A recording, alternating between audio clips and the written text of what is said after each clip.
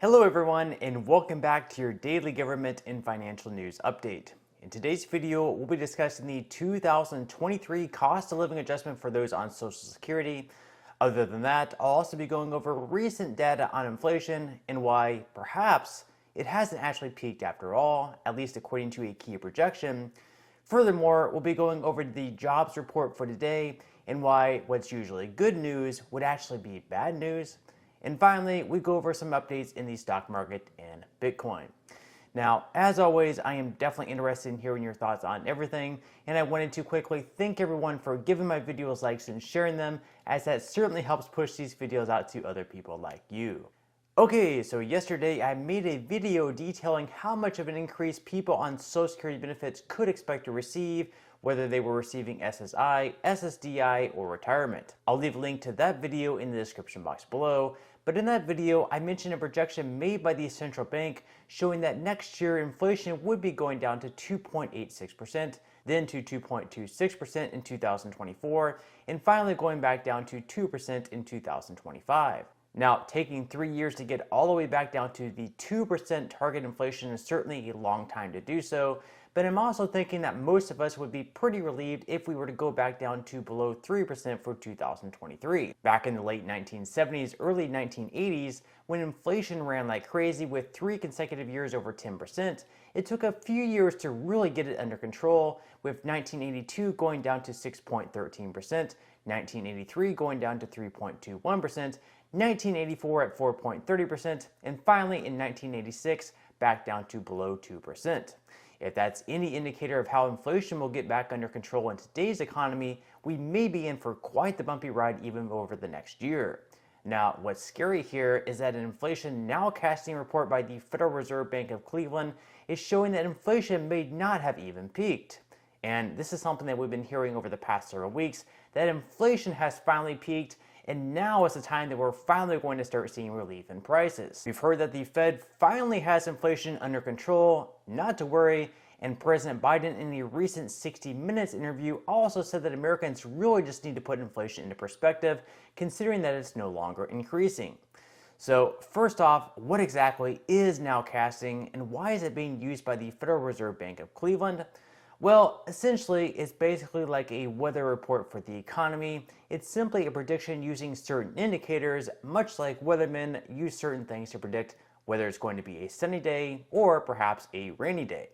So they could certainly be wrong here, but right now for the CPI, they're predicting a 0.32% increase for the month of September and an even higher jump in October for the CPI at 0.72%.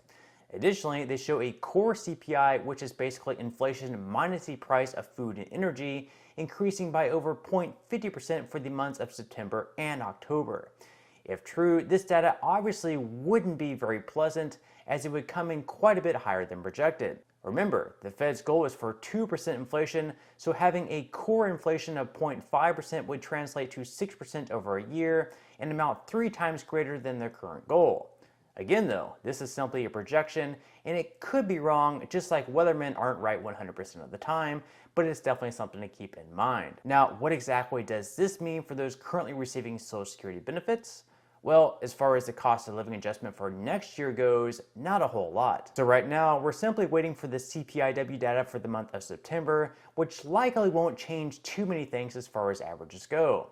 The problem is, if inflation continues running hot through 2023, and we don't get back down to below 3% as projected by the Federal Reserve, once beneficiaries receive the 8.7% boost in pay starting in January of 2023, they'll once again have to play a game of catch-up, considering that inflation will likely jump another 6 to 8%. While this means that Social Security will likely get another huge boost in their pay for 2024, unfortunately, these raises are only meant to keep up with the rate of inflation for the year prior, and usually they're much less than what they should be. So, for example, most people would agree that the CPIE is the much more accurate measurement of inflation for people on Social Security, since it reflects a lot more in what they pay for, but instead they choose to adjust the COLA based on the CPIW, which, historically speaking, comes in much lower than the CPIE. Now, on October 13th, which is next Thursday, they will be releasing all this inflation data, which should give us a much better idea on which way inflation is trending. On this day, we'll also know the official COLA number for people on Social Security, since we'll then have the 3 numbers that we need. And as I mentioned in yesterday's video, I currently predict the COLA for 2023 to be 8.7%, which is the same amount the Senior Citizens League projects as well. Now, if the inflation report comes in higher than predicted, showing that not much progress is being made in taming prices, then on November 1st, at the Fed's next meeting, they'll likely have another rate hike of 75 basis points. And this would be the 4th 75 basis point rate hike in a row, pushing the federal funds rate up to 3.75 to 4%. And this would also be the highest rate since December of 2007, where basically we had the whole housing market crash thing going on. And even though raising rates can be a great way to tame inflation, they can also unfortunately throw us into a really bad recession. So whether or not we can have this good balancing act of reducing inflation while at the same time not completely killing the economy is really hard to say. Now, today at right around 8:30 a.m., we'll also have a key jobs report released, where it's really weird to say this, but good news would naturally really be a good thing. And so if the report is released showing that our economy added hundreds of thousands of new jobs, or more than expected anyways, normally that would be a great thing. But in a time where the Fed is actually looking for reduced economic output, if they see that businesses are hiring even more employees to keep up with high demand, it would show that things really aren't improving all that much. Other than job gains, we'll know how much wages are increasing by, which lately have been rising, but unfortunately have been outpaced by inflation. So if someone had been working extra hard at work and received a 6% raise this year, since inflation has been at 9%, they actually saw a 3% loss in their income this year. Now, in some money news, after October started out strong over the first couple of days, yesterday it once again dropped off, with the S&P 500 falling by 1.02%, the Dow Jones in the red by 1.15%, and the Nasdaq fell by 0.68%. Futures so far for today are pretty mixed, and the jobs report that's released this morning should have a huge impact on the market. And so if they show that more jobs were added than expected, as I mentioned, while that's normally good news, in this case it really wouldn't be, so we might see more drops in the overall market. But so far, Dow futures are currently up by 0.19%, S&P 500 futures are also in the green by 0.05%, just barely, and Nasdaq futures are actually in the red by 0.20%.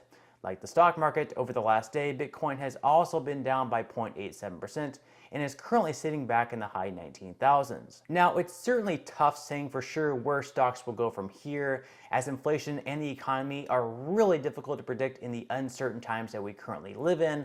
But historically speaking, we usually have a really good fourth quarter of the year in the market. So with that said, if you would like to receive up to 12 free stocks and $5 worth of Bitcoin, in the comment section below, I will leave a link where you can receive just that from my partner in Webull. And even if you don't feel like investing at this time for whatever reason, once you receive the free stocks, what you can always do is just sell them for what they're worth and then transfer that money right back to your bank account. So in total, you should be receiving a value of at least $50 or more. Some people have actually received over $3,000 in the past. So really, you can think of that as just some free extra money with just a few minutes of work.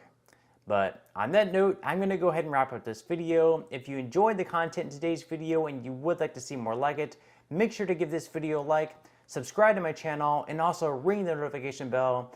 That way you won't be missing any of my future videos. And until next time, I hope you have a wonderful rest of your day, and I'll see you in the next video.